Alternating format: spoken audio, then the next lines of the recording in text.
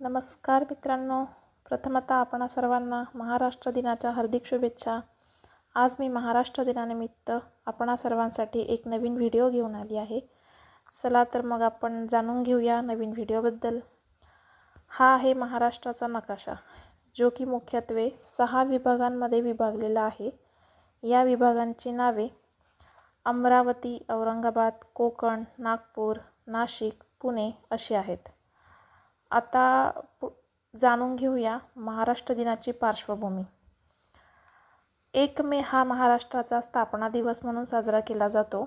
15 August 1947ला देशाला स्वातंत्र्य मिळाले, परंतु तेव्हा देशाचा आणि राज्याचा नकाशा पूर्णपणे वेगळा होता।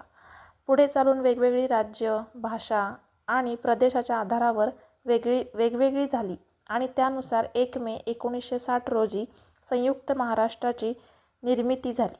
म्हणून 1 मे हा दिवस संपूर्ण महाराष्ट्राचा मराठी भाषिक राज्याच्या निर्मितीच्या स्मरणार्थ मोठ्या उत्साहाने साजरा केला जातो। महाराष्ट्राच्या निर्मितीसाठी बलिदान दिलेल्या 107 हुतात्म्यांचं स्मरण या दिवशी केलं जातं। भारताला स्वातंत्र्य मिळाल्यानंतर अनेक प्रांत मुंबई प्रांतात विलीन करण्यात आली। त्यामुळे मुंबई प्रांतात मराठी, गुजराती, कच्छी आणि कोकणी भाषा बोलणारे लोक राहतात। त्याचवेळी भाषावर प्रांत रचनेची मागणी जोर धरू लागली आणि गुजराती व मराठी भाषिक नागरिक स्वतंत्र राज्याची मागणी करू लागले।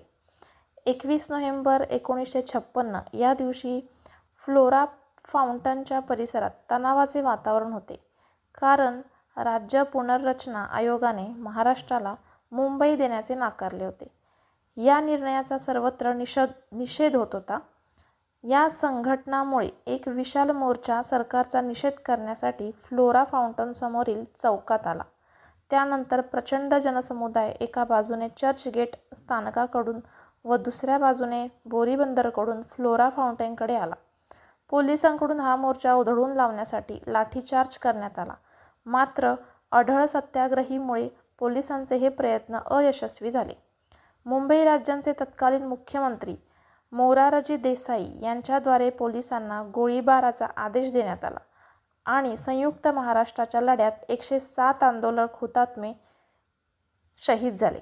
या हुतात्म्यांच्या बलिदानामुळे व मराठी माणसांच्या आंदोलनामुळे सरकारने नमते घेऊन 1 मे 1960 रोजी मुंबईसह संयुक्त महाराष्ट्राची स्थापना केली। 1 मे हा दिवस आंतरराष्ट्रीय कामगार दिन म्हणूनही ओळखला जातो। तसेच पुढे व्हिडिओमध्ये तुम्ही 21 नोव्हेंबर 1956 रोजी शहीद झालेल्या हुतात्म्यांची नावे पाहू शकता। नमस्कार। पुन्हा एकदा तुम्हा सर्वांना महाराष्ट्र दिनाच्या हार्दिक शुभेच्छा।